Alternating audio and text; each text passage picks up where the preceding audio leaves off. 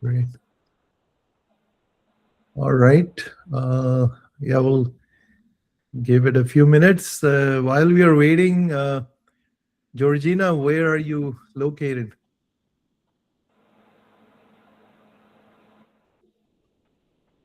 She may not have a microphone. Okay.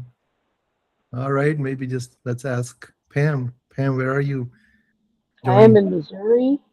Is it? One of my parents are in Nebraska. That's who I'm going to take care of. Oh, okay. Great. And we have Petra.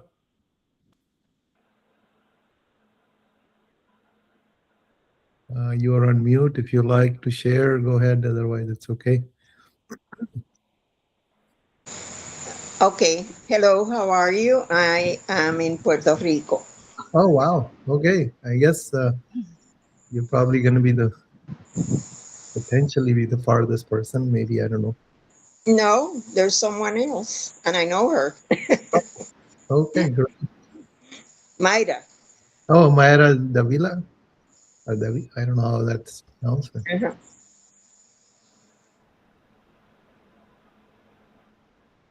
Okay, great.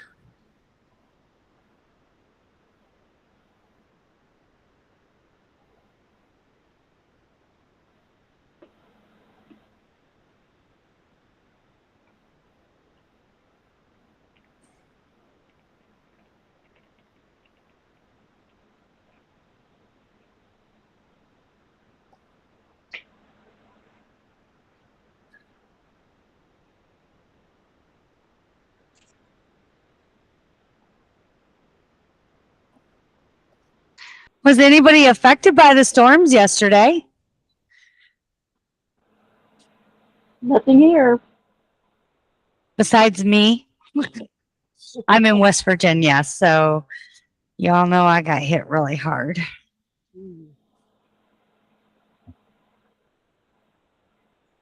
If you saw the news, anyways. Oh. Did you just stay at home? Oh, yeah. You couldn't go anywhere, Russell. Yeah. It was actually really bad here. All of our counties are in a state of emergency. Yep. That must be terrible. Oh. All right. Well, do you want to get started, Russell? Or are we Yes. going to give it? Oh, It's just now time, huh? okay, it's about time, so we'll get started. Welcome, everybody. I'm I guess, happy that you could join. So let me share my screen. And again, this will be conversational. We like to be interactive because, again, our goal is to help seniors have a better life. And I think today we're going to talk about the people who provide care to them. Let me just make sure my screen shows up okay. And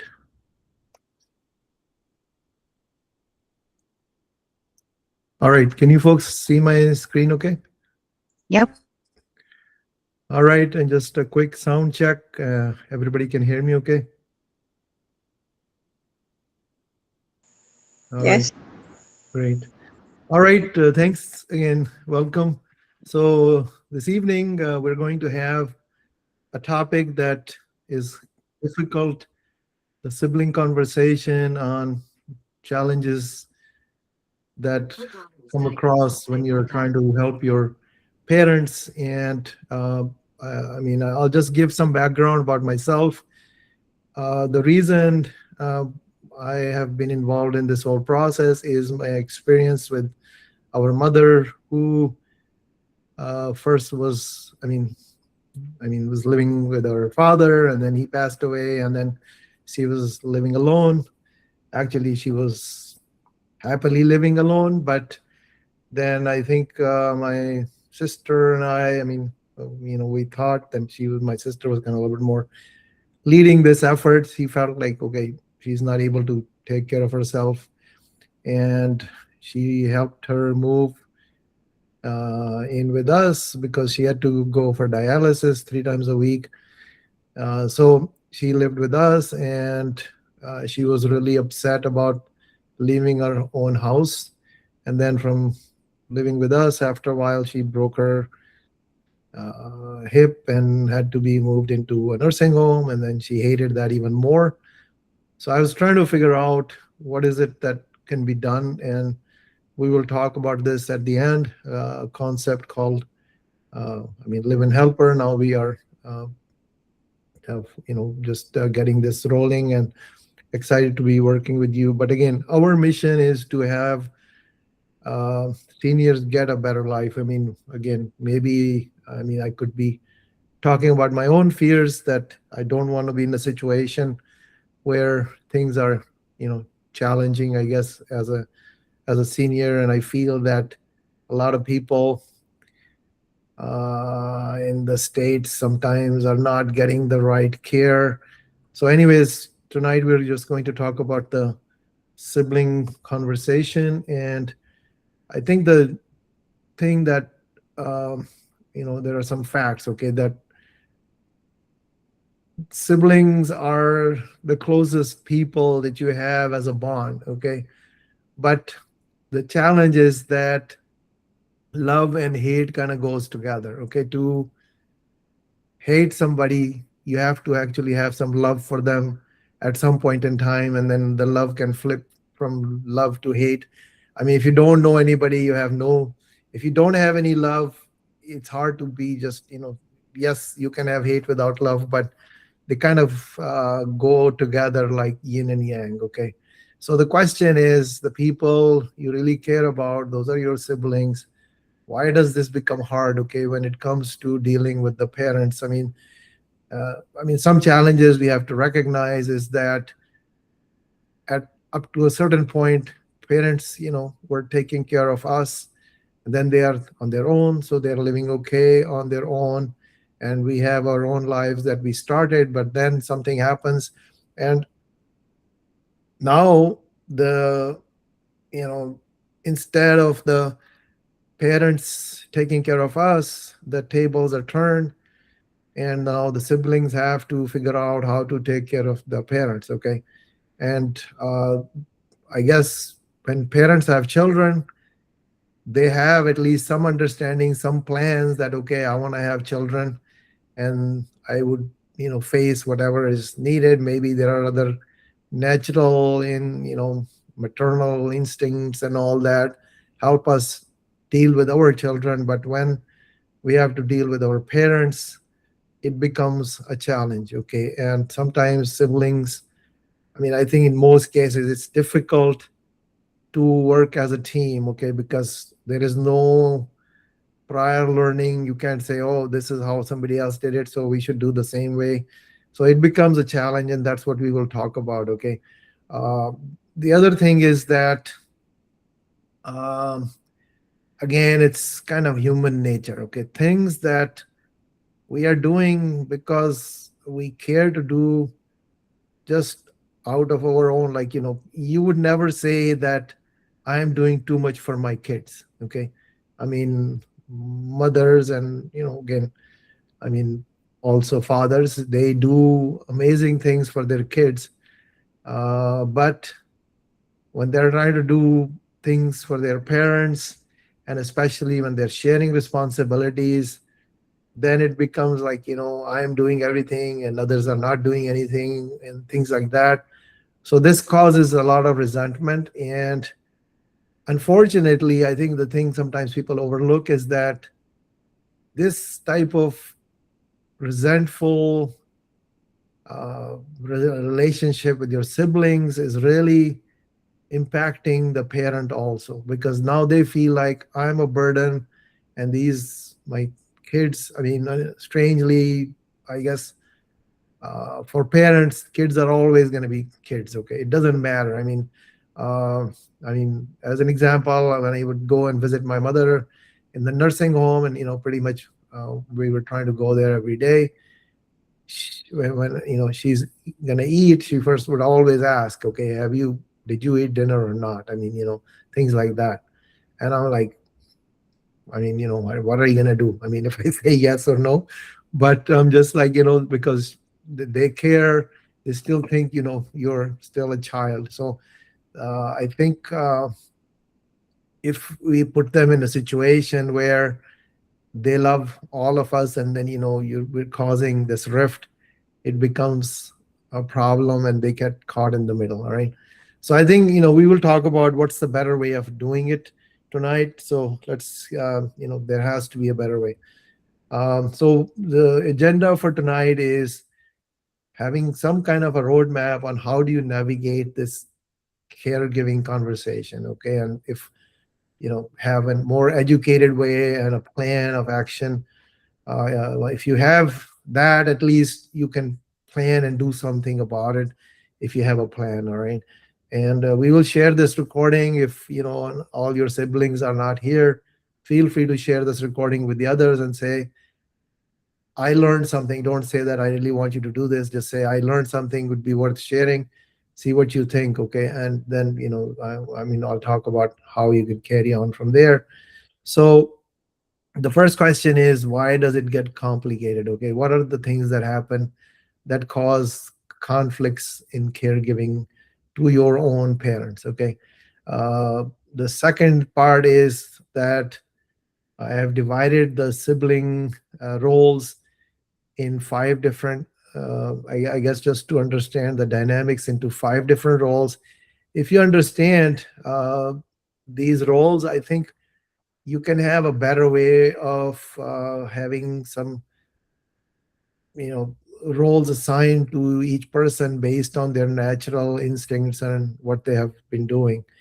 The third thing is, again, once you know the roles, you can look at some, I guess, fair as much as it can be framework on how to split responsibilities, again, based on what we learn from the roles as their abilities, their proximity, where they live, whomever is closer, and capacity. I mean, a lot of times, for instance, Tyann is on the call here. Our parents live in Michigan. I happen to know the whole family, and her sister lives in Michigan, but Tyann still has to make trips back and forth from West Virginia to go take care of her lovely parents. But that's kind of again, one of those things that I think somebody who is closer can say, okay, since I'm closer, we can do better. So we'll talk about the framework for fair division of sort of roles and tasks. And then the final thing, or sorry, the fourth thing is, how do we have a conversation? Okay, the big challenge in human relationships is really how we communicate. All right. And fortunately or unfortunately, the words mean a lot more than we give credence to, because they are you can mean the same thing, but if you're not using the right words, it can mean a lot of negative things or positive things, depending upon how you uh, communicate. And I believe that communication is a skill that, what comes naturally is what we have observed from our parents. Unless you think your parents are the most sophisticated communicators and they know how to deal with every situation, I believe that, I can't say that I was blessed with that. So I am always trying to learn on how to communicate more effectively. And this is a quest that is never ending, because it is, how we come across is a determinant of how we feel every day, how successful we are. It's all about how we communicate, is how our brain works, because our brain is also wired based on our conversation. Okay, our brain is a conversation machine, that when we're not talking to somebody else, we're talking to ourselves. So again, having a positive conversation drives not only the external things, but the internal things. And actually, the internal things drive the more of the external things. So having the right conversation has a tremendous impact. The fifth item we'll talk about is that uh, there is another practical solution that we'll talk about, is LiveIn Helper. to hopefully reduce the caregiving burden. Because I mean, another thing is that as adult children, so let's say your parents are in their 80s, 90s. I mean, you have your own children, you have your own life, you have your own home, spouse, and you're not like sitting around, okay? And then additional responsibilities come your way, and that's where things become a burden and start, to stretch you thin, and you get frustrated. And why am I in this situation? So there has to be some other better way of doing things, and that's what we will talk about also. So just to kind of make sure we have the right audience, this webinar is for you if you are one of the caregivers, okay? Or if you think you're going to be one and you can already feel some tensions on who's going to take care of mom or dad, when after the surgery or something like that, okay? Things happen in life. And like even for our mother, actually, first she broke her one hip and she went into rehab, but we knew that after rehab, it's going to be a little bit more challenging to take care of her. So she came back. So all I'm saying is there can be things that are on the horizon that you have to worry about. So the better thing is to have proactive communication. Also make sure that you are prepared in a way that you don't, I mean, if things are not going well with your siblings, yes, you can change things, but if it's easier or better if you can do more proactive work, so that you're kind of starting in a positive territory. All right. The other thing is that you think or feel that you're carrying more than your share. You feel exhausted, resentful, and you don't know what to do, how to get out of it. Okay, it's a challenge. Okay, because again, another thing that happens with parents and vice versa is there is a lot of emotional baggage. Okay, I mean, somehow I don't know how this thing happens, but we develop habits around how we work with our parents. Okay, some children especially, and sometimes if maybe you're the only child or the youngest child or the baby of the house, they get a lot of extra care and love compared to the other siblings. And then you are put into the situation where you were expecting that, okay, everybody's just going to be treating me like a baby of the family. I mean, my sister is younger one, baby of the house, is 55 years old, and God, I don't know, I mean, just I can't get over thinking that she's like a little girl. Okay, it's like, oh, is she lost, is she this, that? And sometimes she's like upset about, like, why do you guys think I'm a baby? But that relationship, once it's set up, it's hard to forgo that. So I think that's kind of some of those things happen, that whatever relationship we have, and if things are going the other way, previously the mother was always taking great care of me. She was sending food, baking, this and that, and now I gotta do the the roles are getting reversed. It's a bit of a challenge. Okay, that to be on the other side of the situation. uh, Next thing is, you live far from your parents. You are unable to take great care of them because you're not there. You feel guilty. You feel like, God, I wish I were there to do something for them. And the other part, sometimes the guilt is, oh, they're going to be gone, things like that. And then you don't know how to contribute meaningfully. So we'll talk about that. Next is, your family is just is not discussing this, okay? Because it's just, when it comes up, it's painful. So these people kind of like you know are holding this in and just keep moving on. But that resentment is going to continue to grow. And I think another thing that happens is that while your parents are alive, people kind of hold that resentment in, but and keep going. But once the parents are gone, then they start hating each other, because now that reason that they were holding the resentment is no longer there, so that all the bad karma sort of comes out. Okay. And then finally, you I hope that you're here because you want to solve this issue, you want a real plan. And you know that's what we will talk about, is how we can have fair division amongst everybody, and actually stick to it. Okay, so that's kind of just a review of why you are here.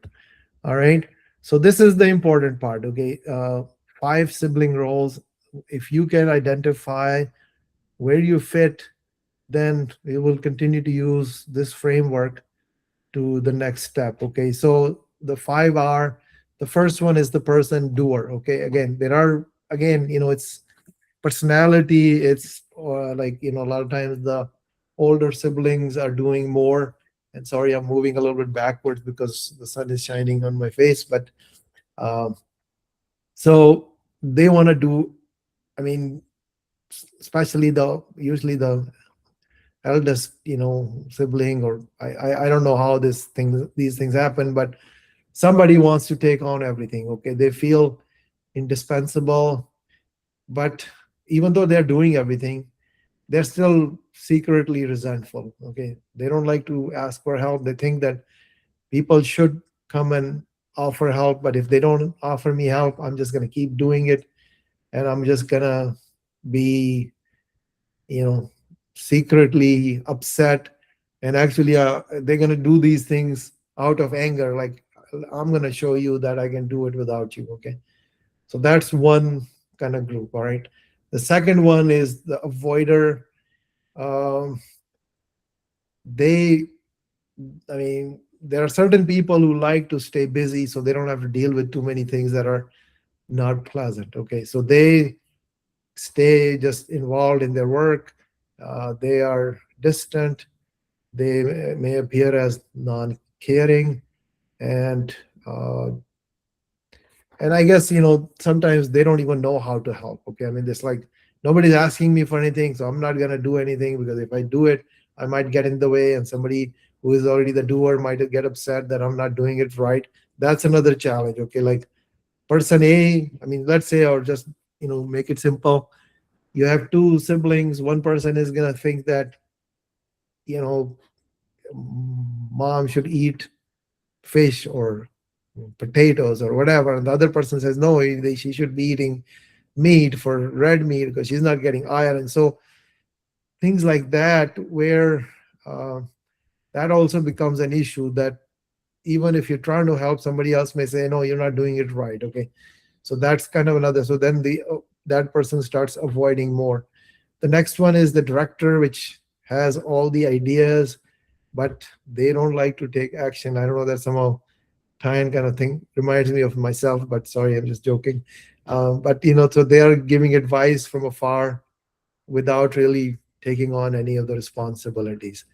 The fourth is, there are some people that I guess, have more money in every, I guess, family. Somebody is going to do better than others, and they feel that, okay, since I have the money, this should count more than time. So that's another kind of an area of conflict and resentment, that some people would not want to, kind of give you credit if you're contributing more. They think that, I mean, money is not time, but uh, the person who's contributing it, they feel like, okay, I'm still doing something, and it's worth more than time. So I think that's kind of the challenge that the financier has. And then finally, there's the mediator, who is trying to keep the family together, and then just they try to be the person who is dealing with everybody else's stress. They're trying to keep people calm, just so that things are working out.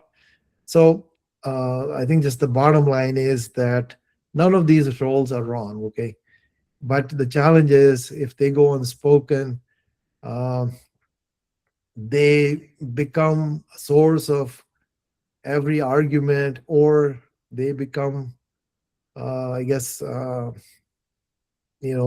sometimes silence is even worse than being quiet. So I mean, they become the reason for the resentment. So I think I'm going to now just hear some from some of you, whomever wants to share, just to kind of see how you folks feel. Uh, in terms of the roles, I guess if you can just share quickly, we have I mean, for the whole thing, we have an hour, so we have some time. Which role do you think you identify with right now? And if the other siblings are not here, maybe you can talk a little bit about yours.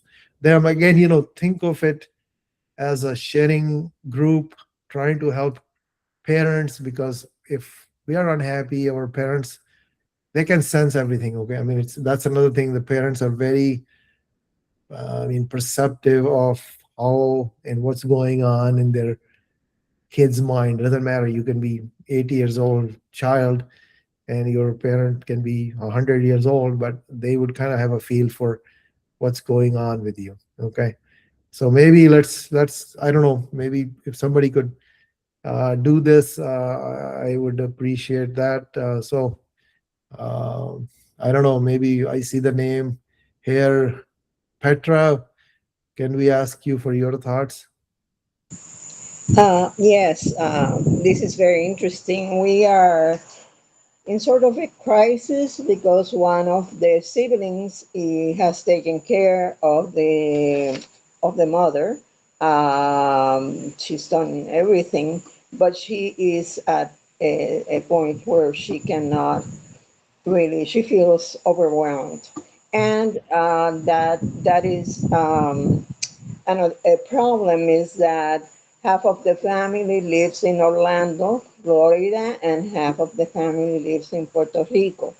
So we have that extra um, problem to Okay. deal And the with. mother lives in Puerto Rico. The mother lives in Orlando with Oh, the youngest daughter. oh, all right. But some of the siblings are in Orlando and some are in Puerto Rico. Correct. Okay, great. All right. And I guess, but you live in Puerto Rico, right? You said. Yes, yes. We are traveling to Orlando in about 2 weeks Oh, to to take care of. hang out. Yeah. So how do you feel? I mean, just based on what I have here as kind of the definitions, in terms of maybe the sister lives with the mother, or you do you consider her the doer or the avoider, or is she doing everything, or what's your take, and how does she fit in No. roles? She's doing everything. I am sister-in-law, Okay. uh, but my husband, her brother, doesn't speak English, so I'm Oh, okay. here taking this, Yeah. but which is fine. I love her, the grandmother, and the person who is living with her, this the youngest sister of the family. She's taking. She wants to do everything. She has done everything. Her mother asked her to take care of her, never to take her to a home, and now she, like I said, the daughter who is taking care of her is really overwhelmed and needs our help, and it's hard to kind of coordinate. So that's why this is so important for us to hear. No, that's fantastic. Yeah, we will discuss a little bit more about what can be done. All right. I think if somebody else maybe can share, I don't know. I'm just seeing maybe Pam. Or, Yes, I am definitely the doer. okay. Except I'm in Missouri right now. I will have to be moving to Nebraska for temporarily. Um, my oldest sister is definitely the financier. She's the money girl and the avoider. My Okay. youngest sister would be the director. And yes, I have been resentful of her because she last time I was up there, she took off and went on a trip to Hawaii. Oh, wow. So yeah, that caused a little ouchie. So, Yeah. Yeah. No, I think those kinds of things again. See, I think again, I think we'll get to on how you can kind of, I mean, another thing I think we have to recognize is that for any relationship, there are kind of two things that are required. Number one, meeting expectations. Okay. And the second thing I say is people think that expectations are going to be, made automatically. But if you are, I mean, the thing she could have done, or, you could have done, if your expectation was that she was going to stay and maybe you didn't even know, then it would have been nice for her to set the expectation, hey, you're going to come visit, but I would like to go, and is this okay, and so on. At least set that expectation so there is no surprise.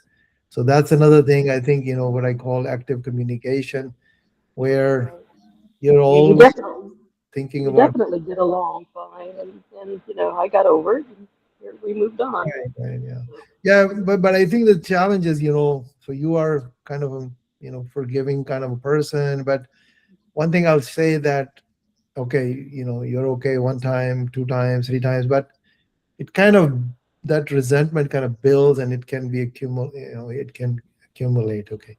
So ideally we should not be, I mean, sometimes we say, okay, I'll take the high road, no big deal, but it's not a good way of operating. Because, I mean, another thing I'll share with you is that again, I'm, not, I mean, my belief is that our human body is a chemical process. Okay. I can give you medication which makes you happy, or I can give you a medication that's going to make you cry.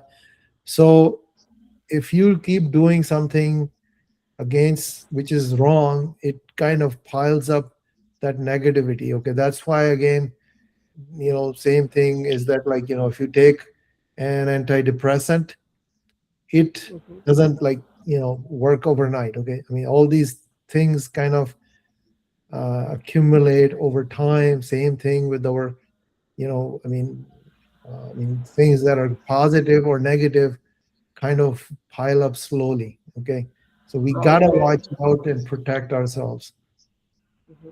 Definitely exhausting. I mean, I was the hands-on doer with the toileting, the bathing, the Yeah. getting up in the middle of the night, and it's exhausting. Yeah. Yeah. No, it's a very challenging thing. And the challenge is, you can't say no. I mean, because if you're the only one there, I mean, it's not like, okay, Right. I'm not gonna do it today. I mean, can't do that. All right. I think we'll take one more person if somebody wants to share. I'm sorry, I mean, the list is long. I don't have all the names of the people visible right now. But if somebody else would like to share, that'd be great. Okay. Go I'll ahead. um we're not quite yet to where we'll be taking care of my parents, but I have a brother and a sister, and I am going to be retiring in a year, so it's just kind of, and I'm also single, no kids, so I kind of have, I've known for a long time, because my siblings are not really they're not very maternal or paternal. They're not very nurturing, I guess. It's not that they're bad people, they just are not that kind of person. So I've known for a while that I would probably be the one, but it's going to mean moving, changing my whole life, moving down there, because my parents aren't really in the situation where they could move. And I've been the doer, pretty much, even like doing things around the house when I go home and visit and things like that.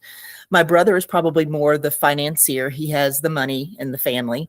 And my sister is the avoider. She just doesn't, I don't think she even sees that there are problems. She's not unkind. She just doesn't even recognize. And the bad thing about that is she lives only an hour away, and has lived as close as 30 minutes away. And she never goes and visits or does anything. And she's very difficult. It's very difficult to even approach the issue with her, because she feels like we're mothering her if we ask anything. So it's no matter how you say it, there's just no right way to put any kind of, information out there for her. So I think that's where my stress is that my brother, I've had a candid conversation with him. We know we're going to be fine. We're going to open communication. He will help. I'll probably just have to tell him what he needs to do, but he is okay with that, and will openly communicate with me. But I won't get probably much help from my sister going forward, and it's kind of a big deal that I'm moving, that I feel like I'm kind of Push to do that. yeah. So my parents totally deserve it, and I'm excited in a lot of ways, but it's also unnerving as well. So Yeah, no, I think, hats off to you for doing this. I'll just share that one of the things I would do is when I would go visit my mother, I would, and nursing homes don't have huge beds. It's a small kind of, twin bed, I guess. But I would lay down with her. Okay. And I am over 6 foot tall, and a lot of times then people working there would like say, what are these people doing together? But for me, those times that I spent with her, laying in bed with her, and sometimes our daughter would show up and say, God, Dad, you're a baby. I mean, what, but I think we both were very happy. And then what we would do is we'd lay in bed and listen to music. Okay. And we was just, I would play the music I know she liked. And so we just, had a great time. And I kind of miss that, that just kind of unconditional love that, I could feel. So yes, it's a challenge, but hopefully you will feel rewarded. All right. Another thing, out of just curiosity, is that they avoided the youngest sibling? no, funny enough, she's the oldest. Oh, wow. I'm the middle one, but I've always more we're only a year apart. Like each one of us is like a year apart from each other. So we've pretty much been triplets, Oh, wow. But my brother is the only boy, of course, and he's the youngest. So he's been babied. And then my sister is she's just always been very avoidant. She doesn't, Oh. yeah. So, which again, I'm like you said, I'm very excited about the opportunity to get to know them better and to spend more time. So, Yep. Anyways, we will talk about how you can potentially, communicate and have a better way. So here is one way of looking at it, is a fair division of, work. But it's not, I think one thing we have to think about is you cannot say that, okay, if I put in 2 hours, you put in 2 hours. It doesn't work like that, because we cannot just, it's like, an example would be, let's say, your mother has a jewelry and you can't cut it up in half, because then it's not useful. So same thing with tasks. You have to think about how can we do as much fairness as possible. Okay. And we are, I think, again, the big thing is managing expectations, our own expectations, siblings' expectations, parents' expectations, so that everybody is on the same page. Okay. Because I think where challenges come is when expectations are not met. Okay. So if you folks can have a conversation, and we'll talk about that in a second, is that okay? Potentially, there are 4 things how you can divide up work. As okay, somebody who lives closest, they can, like you said, and I think your name is Deanna.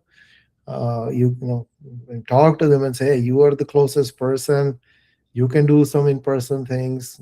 Take them to appointments, deal with emergencies, and just check on them once a day just to make sure they're okay.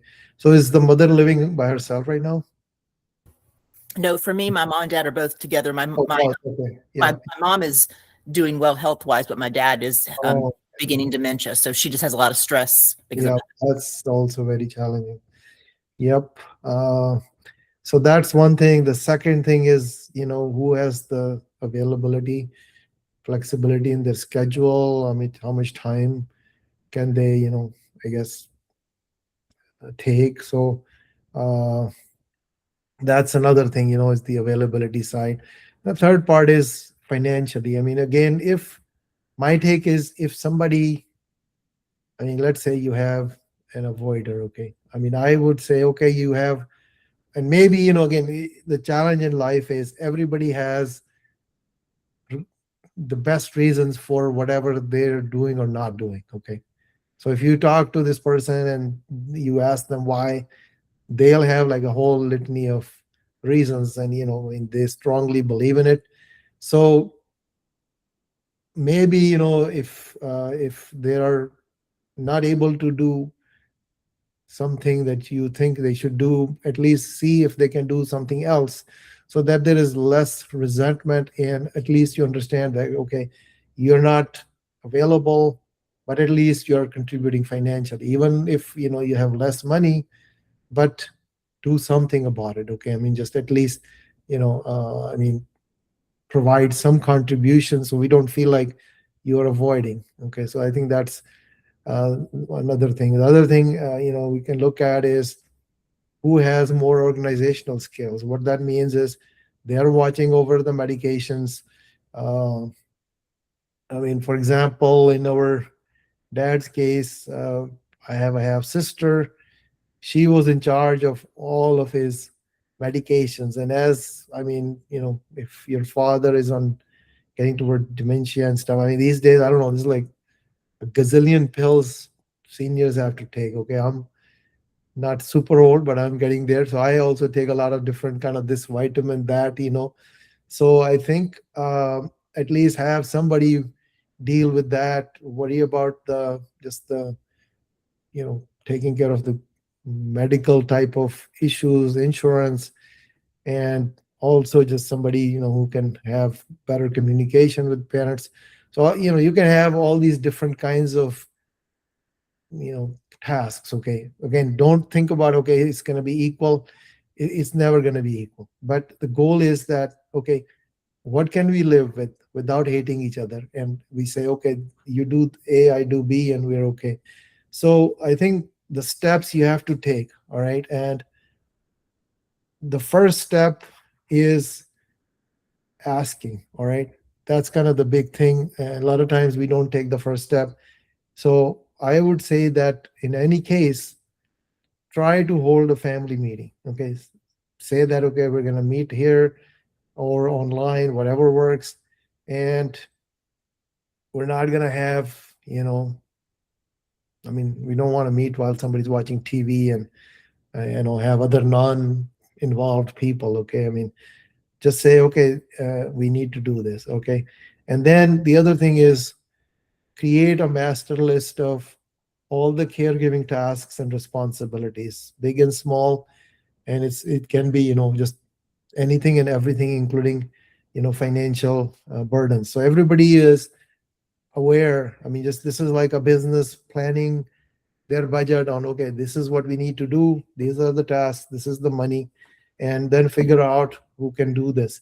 So I think another benefit of I think I was reading someplace, this was a quote from Tony Robbins, is that clarity is power. And I mean, I just read it, so I hope I'm remembering it correctly, that knowing things make things much more powerful, okay. The ambiguity is what causes problems for people. So the more we can clarify the tasks, and then assign, okay, and maybe figure out who's going to do what. Again, maybe, I mean, I would do like a round robin and say, okay, you do item one, I do, and maybe figure out how you can uh, uh, just be clear, okay. Again, the big thing, as I said, vague things cause problems in life, okay. Even if truth is hard, it still makes it much more powerful. Maybe it's painful, but I would say try to, and we will talk about how do you communicate. Okay, we'll get to that in a couple of slides here. So that's kind of the big thing, is don't make any assumptions, have everything in writing. Ideally, I mean, if I'm doing this, I would do it on a spreadsheet where I would say, okay, how many times I got to do this task, and maybe even estimate the hours it takes to do it. and at the end try to see if everybody is coming to a similar commitment. You can also take the financial side, convert that into like, okay, what should be the hourly wage or something like that, or divide it equally, or somehow have one yardstick to measure what we're going to do. Okay. And just have this kind of a plan. Okay. And the final big thing is, if you have a plan and you never talk about it, it's not going to work. All right. So have a quarterly review at least. Okay. That we're going to meet at this time every 3 months and just check this list and see, okay, is everybody able to do their things? Okay. If somebody needs to trade, another thing would be that, let's say you're supposed to take your dad or be there for a week, and now something else happens. Yes, you trade your tasks with somebody, but that should be accountable. Okay. That, if, at least, we are tracking what's going on. Okay. But the big thing is just make sure that there is a plan and there is accountability. And uh, I think, and even I would share this with the whole family. Tell them this is our plan. If mom and dad are okay, mentally, and they can understand it. It sounds maybe, like, why, a lot of times people will say, oh, we should just know, we should not talk. No, it doesn't work like that. Okay. So I would say just try to go for it. If even it's not going to be perfect, it's going to be a better thing than not talking about it. Okay. So I think that's the big thing I would say. Um, so that was, I hope everybody is okay with this. Again, if anybody has better thoughts, please feel free to share. We're just trying to see how we can serve the seniors more effectively. Any concerns about this or any challenges? All right, I think I'll keep going. I'm assuming it's okay. I have a quick question, if you don't mind. Sure. So I don't want to get, so my situation is that I have a brother who's useless. But not theoretically, just is his thing. He doesn't want to contribute at all. So we can have a million meetings and nothing ever gets accomplished because when we assign tasks to him, he's very capable of taking on tasks, but he doesn't do it. He somehow always gets me wrapped up in it, or he's, like he's supposed to be taking care of my father's hearing aids and he's not doing it quickly enough. So my father's annoyed and now it's somehow gotten delegated back to me. So I totally agree. I'm all into meetings. I run my own business. Like I'm completely fine with the idea of meetings and being organized, which I am very organized, but what do you do, or any suggestions about how I can get my brother to just work outside his comfort zone, I guess, and just participate? Yeah. So I think a couple of things we got to recognize. One is the big thing is that we got to focus on what can we do. All right. So I think one thing I would say is, and I'm sorry, this is the toughest thing, is that a lot of times the relationship is such, he thinks that Sharon doesn't believe that I'm going to do anything for Sharon. Okay. So if he believes that no matter what I do, Sharon is not going to think I'm going to do, or I'm not going to do it right, whatever I do would not be appreciated, he is going to just kind of live in that level of comfort of not dealing with it. Okay. Another thing is, a lot of times people don't want to think about painful things and they just kind of live in their hole based on whatever is the assumption. So I think a couple of ways to look at it. One, which is the most challenging thing for you, is to see how can I appreciate him more. Okay. Try to have a little bit more positive things in terms of your relationship, because if he is not listening, okay, he is gonna sort of use this mechanism to in an indirect way to control you. Okay. because he's like pushing you into things that you don't, I mean, you are uncomfortable, and then you say, okay, heck with this, I'm just going to do it. So I think going back to this, one is try to focus on having a better relationship first. All right. I know it's challenging, but that's one of the things I would suggest. The other thing is, I don't know if the parents can be involved and just say, okay, we're going to hold this family meeting, but try to say, hey, you are very, I mean, just say really nice things to him. Okay. That you're really capable, but not in a way that, I mean, he feels that you're trying to manipulate him to do stuff.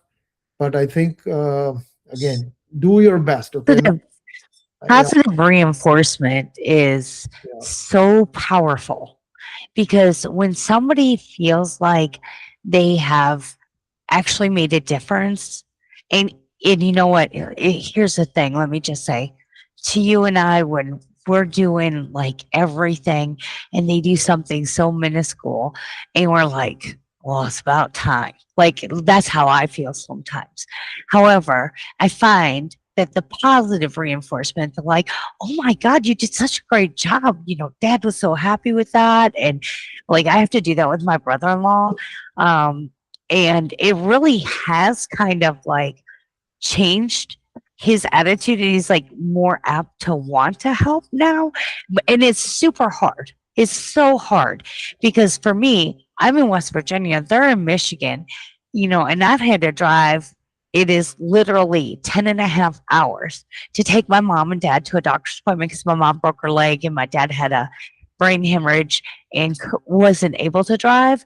And they're like 2 hours away, and my brother-in-law, my dad is a veteran. He's was in the military, and he had gotten a flag um, post that he really wanted put in, and my brother-in-law finally, after like 3 years, went and put it in. And I called him and I was like, oh my gosh, you did such a great job. Dad was so happy, yada yada yada. I just went, like overboard. And in the back of my mind, I'm like angry because I'm like, I drive 12 hours to take him to a doctor's appointment, or 10 and a half hours. Like that's the least you can do is do that. But it did kind of flip the roles to where now occasionally my sister and my brother-in-law will reach out to me and say, hey, is there anything that mom and dad need, because we're going to be driving through that area. And it's really that positive reinforcement. It's really hard, but it's so powerful. Yep. I think again, you got to just think about what can I do? Okay. I mean, don't worry about what they can do. So anyways, I think in the interest of time, we'll keep going here. Thanks. That was good, I guess, conversation. Thanks, Sharon, for bringing it up. So I think these are some of the ways to reword how we, converse, to open a door, because the wrong ones kind of, again, this is kind of the challenge. Okay. People put their guard up even before the conversation starts if there is any prior baggage. Okay. So the thing is, you got to be in a situation where the guard is down, because if the guard is up, they're really not listening to you directly. Okay. They are like, I mean, they're filtering everything out. Okay. Because they just don't trust you. And that's the challenge. Okay. They just somehow think that, you are not the person I'm going to pay attention to. All right. So don't say that you never help. Okay. And again, unfortunately, this word never, okay, or ever is, I don't know. I mean, I fall in this trap myself, but that's really like I mean, this should be a 4-letter word. Okay.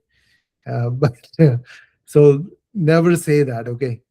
Just try not to use these words. And again, so instead of saying you never help, again, like, okay, try this. I've been feeling overwhelmed. Can we figure out together how to share this more, or things like that? Okay. I mean, just be open about how you feel in a positive way. All right. Next one is, instead of you don't understand, you don't live here, I'm dealing with all this, things like that. And just maybe the other way to say it is, I know it's hard to see from a distance. Here's what a typical week looks like for me. Okay. So don't like patronize them in some ways where you're judging them. Talk about, like, you know, how you have been feeling. That's kind of the big thing. All right.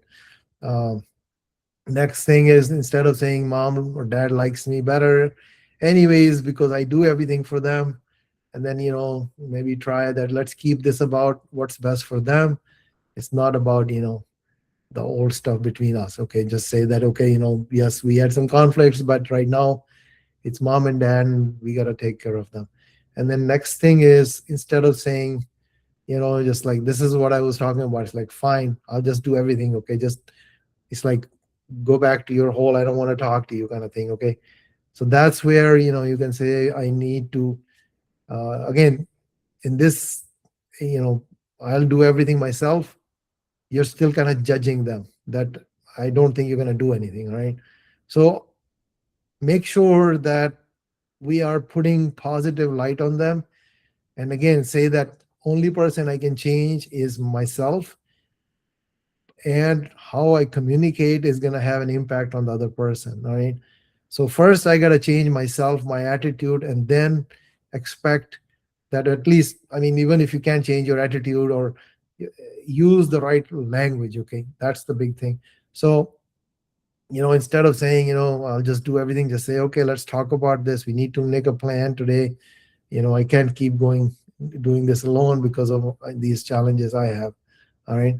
So again, it's not about winning the conversations, it's about building a team. Okay, just, again, we're only as good as whomever we work with in accomplishing this kind of a task. All right. So I think that's kind of the framework. I hope you folks learned something. But now, I think one other thing, we are promoting again. I mean, this is a mission for us, is that if you want another option to reduce the family load, sometimes, again, the realities of life are that, you have limits. All right. What is another way of dealing with this?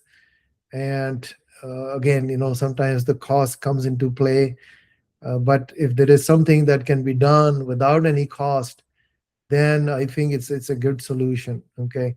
One thing I do want to remind: parents don't want to leave their home. It's not just parents; any living thing. It could be even a bird, okay, or a cat, or, I mean, whatever animal. We are, built on habit. We are habitual beings. Whatever is comfortable is what we like. Okay, it doesn't matter if it's great, good, bad, or ugly, but if I'm used to something, that's my thing, I want to stay there. Okay, so that's something you got to think about also. So the problems that siblings face is, again, you know somebody has to, be there looking over, and who's going to do that? Emergencies don't have a schedule, it can happen anytime. And how well do you divide tasks? Okay, someone may still have some guilt and resentment. So what if something can be done where you have a person living with your parent who, again, the example is, if you have a nanny taking care of your children who are maybe 1 or 2 years old. A lot of people have nannies who can afford that. I think this is a better option, where you have a person who is a compatible person living with your parent, and they're around, they can provide companionship, support. They're not going to be a nurse. Okay, they're not a stranger. They're going to be what I call like a rent a son or a rent a daughter sort of a program. But the big thing is, it's almost at no cost, and I will show you how this works at no cost. So the LiveIn Helper is kind of the thing we are, working and launching. It's like an Airbnb where you can barter your room for some services, and uh, it makes it very affordable. Okay, without the nursing home or assisted living price tag. So let's just look at, okay, what do people? I mean, how this works is that, again, people want to stay in their own homes. Okay, I mean, going into the nursing home is the most depressing thing. Okay, I mean, it's just people feel like they're being dumped there to die. So it's not a good feeling. All right, the next second thing is, we check out the helpers and make sure, as there is compatibility, and then there is a fair exchange. We look at the price of the bedroom that's available. So you have to have a spare bedroom available in exchange for some daily work. And the fees, I'll talk about that. It's not expensive. It actually can be free. And then you as the caregiver has some peace of mind that you have somebody taking care of your parents, and you can talk to them and say, hey, is mom okay today, and things like that. Especially if sometimes she is not you feel like she's not telling you everything. So again, this is nobody's doing charity. This is a fair exchange, and this has been used in other countries, and we're trying to bring this into the US. So how this works, I think the cost is a big thing that people want to know. Just the 4 boxes above are telling you other alternatives. The assisted living, in-home care services, nursing homes. I mean, everybody knows these things are very expensive. How the LiveIn Helper, which is again an online, think of it like Uber or Airbnb market place, where we only charge, I mean, first of all, we don't charge anything for listing, okay, or helpers looking for homes to live in. So the charges are 10% of the service in terms of, the higher of the service or the rent value. The example I have on the right, we will say, okay, let's say your mom has an extra room. What's the value of that? And you define that. So let's say it's $700. Let's look at the column on the right. And we then ask, okay, what kind of services you want to be given to mom? And then, we go through a whole detailed questionnaire. And that, in this example, adds up to be $18.51. It is based on an hourly rate of whatever you pick. Okay. And I think this one was based on $15 an hour. And, we're looking at college kids and so on to be able to do this. And then we charge, so then we look at the net value. In this case, the services are higher than the rent. So the net adjusted amount is $11.51. We charge 10% of the higher of the above to $700 or $18.51. So that's $185. And then we, what's owed by the host is the addition of both of those. And then there is payment processing fee. So you get, trying to see if we have any hours of service. I guess we don't have the number of hours, but you get multiple services by just paying $1,403. But let's say, you don't want to pay anything. You just reduce the number of services to the level that the helper is paying you a little bit of money. Maybe they're paying $100. And then at the end, it evens out and there's no charge. Okay. So it can work out that way. So bottom line is that if there is really little cost to it, the sibling conversation, becomes much easier. Okay. Again, we're just looking at a different way of doing it. And again, having resentful children are not the best substitute for somebody to be a sort of a roommate who's taking care of people without incurring any cost. So I hope this makes sense. Again, big thing is you got to talk to your parents, lead with what's important to them. Again, independence, staying in their own home and not being a burden. That's something, hopefully they would respond to. And then the companionship, again, loneliness is a big challenge.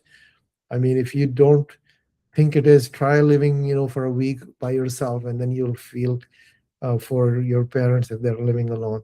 And then whatever you're doing, involve them fully, and the house rules and all that. We help you do that in our software. All right. So that's kind of the thing we want you to think about. Again, think about if this is right for your family, and just ask yourself, okay, number one, do they have a spare bedroom? Would your parents be compatible, or would be open to a compatible housemate? And would this reduce the daily burden on everybody? And would it help stop conflicts between the siblings? If this makes sense, then please go to liveinhelper.com. We will work with you. Again, our goal is to make this successful. And if you have any questions, we're happy to talk about it. So that's kind of the action that we want you to take. And you can have a combination of this as part of overall caring plan for your parents.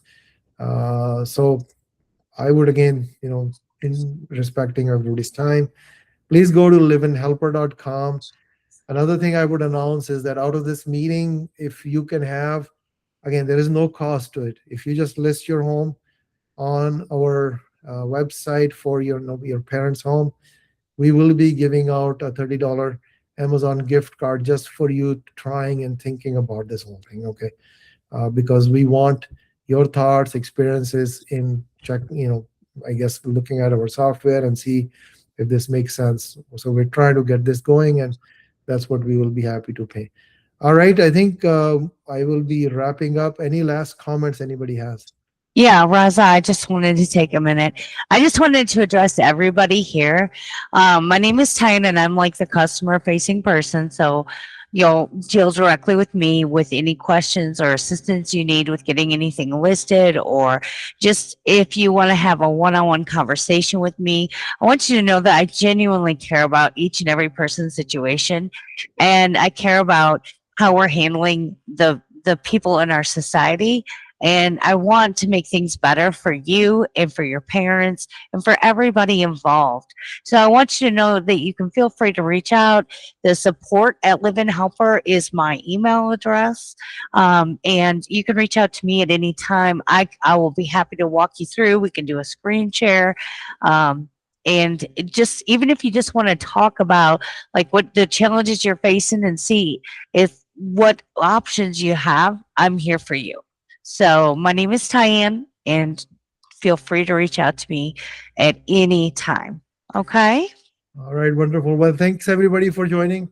We will, we look forward to kind of working with all of you and wish you all the best. Have a great rest of the night or evening.